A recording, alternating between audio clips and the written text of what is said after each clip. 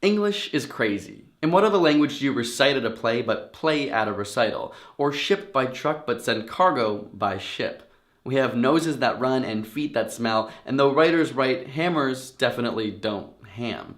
You fill in a form by filling it out, and your alarm goes off by going on.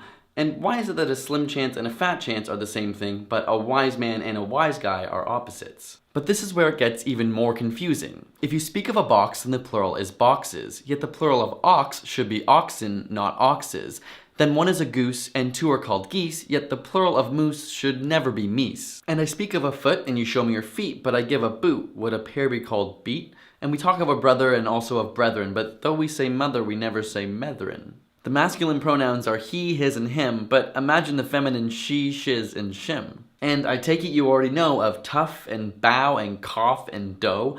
Beware of herd, a dreadful word that looks like beard and sounds like bird. And dead, it's said like bed, not bead. For goodness sakes, don't call it deed. Watch out for meat and great and threat. They rhyme with sweet and straight and debt. And here is not a match for there, and deer and fear for bear and pear. And then there's dose and rose and lose. Just look them up, and goose and choose. And cork and work and card and ward and font and front and word and sword and do and go and thwart and cart. Come on, I've hardly made a start. A dreadful language? Well, man alive, I learned to talk it when I was 5, but to write it, the more I try, I still haven't learned it at 25.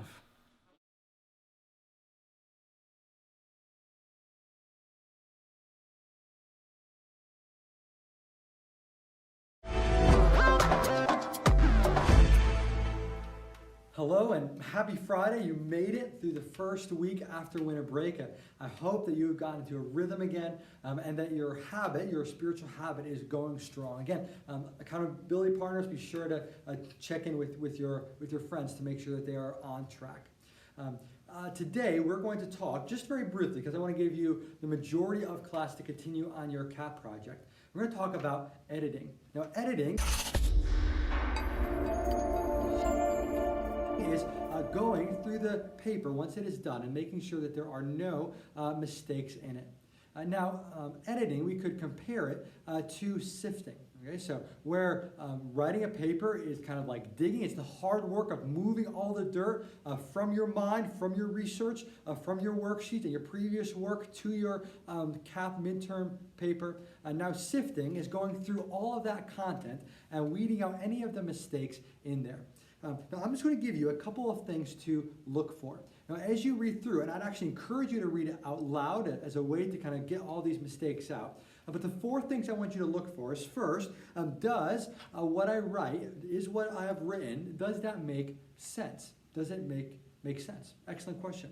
A second one, is it spelled right? Now, Google Docs and Word, they both do this amazing thing where they put this squiggly line or this solid red or blue line under a word that is misspelled. And so there really is no reason why you should turn a paper or an assignment in that has any spelling mistakes in it because you are already told if something is wrong or if it needs to be respelled. So does it make sense? Is it spelled right? The third one is, does it flow? Okay, so if I go from one sentence to the next, is it a run-on sentence? Is it flowing well? And again, reading out loud will be the best test to make sure that your paper flows.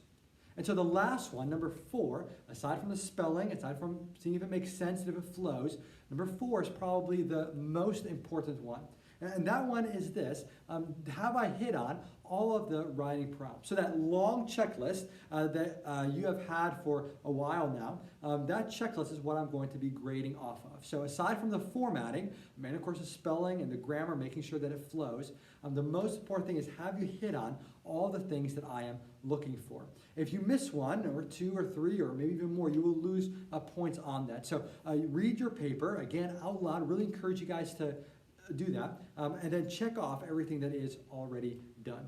Now, that's all for the video for today.